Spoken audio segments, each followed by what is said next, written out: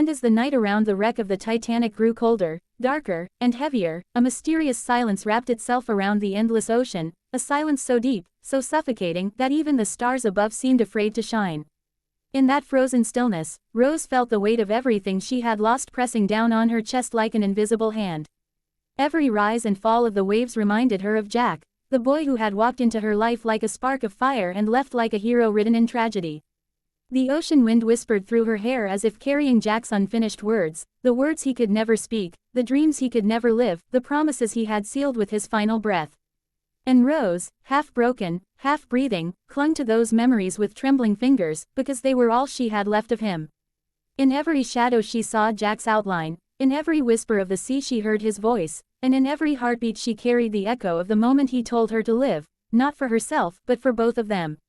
Yet living was not the peaceful journey Jack imagined. It was a battlefield of ghosts, regrets, nightmares, and wounds that refused to close. Every night, when the world quieted down and the lights around her faded, Rose felt the haunting cries of that night crawl back into her soul.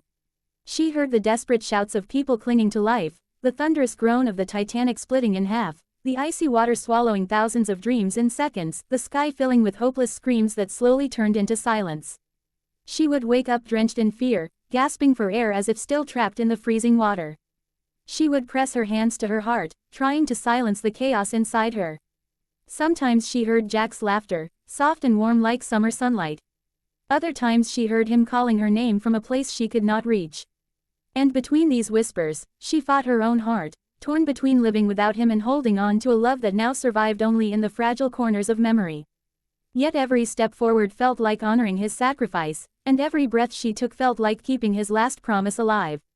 Years passed, seasons changed, cities rose and fell, but the fire Jack left in Rose never faded. She built a life filled with adventure, courage, and stories she once believed she would never live to tell.